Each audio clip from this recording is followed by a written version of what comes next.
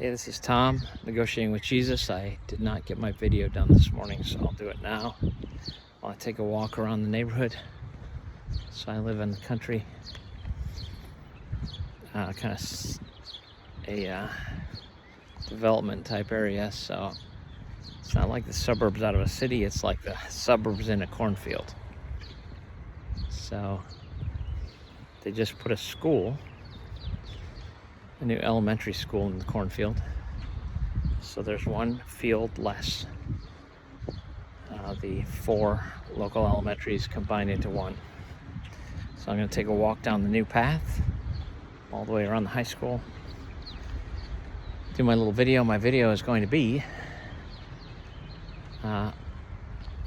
what I meant to say. So one of the ideas that I had was, so I preached and I talked about it. You end up talking about Jesus, some disciples, you and I talk about what it means, and it means something. This life meant something. There's something interesting. He seemed to think that it mattered to the world. That's the idea that he presented. You go tell the world that this happened. So Jesus dies on a cross after living an exemplary life. Just absolutely fantastic human. So what do we do with fantastic humans? We kill them. It's not clear that we could do anything else. There's some fantastic humans that have prevailed, but Jesus, the most fantastic, is treated the worst kind of in history anyway, so people still talk about him. And his announcement that it mattered seems to have affected some, including me, centuries, millennia later. And it's weird, yeah, sure. His life is weird. His life is weird. My life is weird. All lives are weird. Life itself is weird. If we look in the universe, as near as we can tell, this is it. People would like to speculate, but so people talk about the weirdness that is Jesus' life, death, resurrection. So today I read a little bit from a letter purported to be written by John, thought to be one of the nicknamed characters, a son of thunder. John, James got nicknames. Peter got a nickname. That's fantastic too. The letter seems to be telling people that in a new church, because the church is brand new, whatever it is, it's sprung out of nowhere,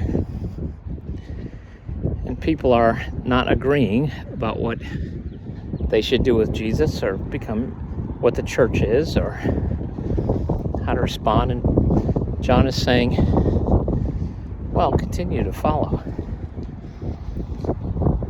Jesus is inviting you in, so go in. Stay faithful. So we talked about that. We talked about, as we went through the slides, we also had a little story from the end of Luke. Maybe you're on chapter 24-ish. So the disciples are gathered in a room. They're worried about Jesus being killed. They're hearing reports that he's alive. They're not really buying it. They're not sure what to make of it because nobody comes back from the dead. So they're not sure what to make of it. And Jesus, while they're talking, appears in the room as if he could walk through walls. So that's weird. But there's nothing about his life that isn't weird. He appeared to be able to walk on water, to be able to heal people, to say things that were so strange and wonderful. Here's 2 little people walking past. Hello, little people. So Everything about his life is weird. So what? What am I supposed to make if something weird happens? There was nothing but weird. So he jumps into the room, pops in, and they're like, it's a ghost. They're freaking out. They think it's a ghost. Jesus has come back from the dead. Scooby-Doo knows what's going on. It's a ghost. But Jesus convinces them, no, it's me. Touch my hands, touch my feet. It's me. I'm alive. The hands and feet, these massive wounds, the stab in the side don't seem to faze him. It's like, you buying this? I'm right here standing here talking to you. They still don't really know what to make of it. So he says, let's have some, do you got any food around here? Which is fantastic. Do you have any food? What? Yeah, I'm a little hungry. You got any fish? He didn't say he was hungry, but he wants some food. What? Yeah, we have some fish. They gave him some broiled fish. So he ate. And then he started explaining things to him because, as if he hadn't explained enough, they needed more explanation. This was what I told you all along. This is what the whole scripture, the prophets, the Psalms, Moses was talking about. Something was going to happen, and it just happened. And then he sends them out to tell people. Then the church just starts springing up.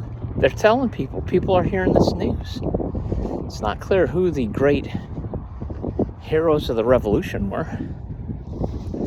Paul, Peter, John, James, the other James, Jesus' brother James, because John's brother James gets killed right away.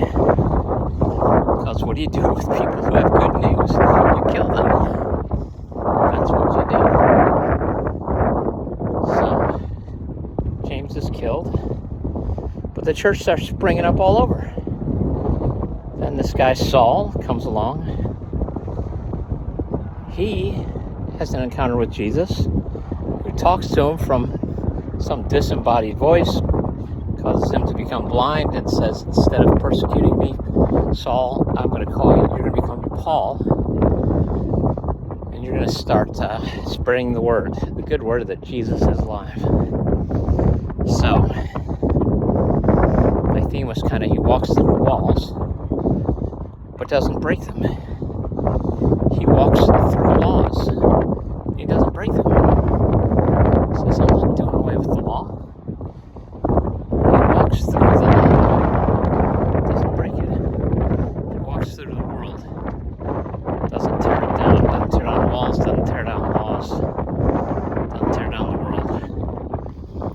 He seems to think that what he will do will transform everything. We have to tear everything down. And one of the things I meant to say was that we're in a mindset kind of in our culture right now to tear things down and start over. Sometimes a building can be so dilapidated you have to tear it down. Jesus wasn't tearing things down. He was restoring things. It was very strange and wonderful. And that's what I wanted to say. Let's see, now tearing things down. Culture that stood firm. Talked about G.K. Chesterton's fence. How about that if you look it up? Anyway, that's enough for now. 9 minutes in. I'll keep walking. I'll do another video about something else. And as I think of it, I'm going to keep walking. I got to get in shape because I'm supposed to race my daughter this summer. I had better pick it up. That's all, Tom. Negotiating with Jesus. Out.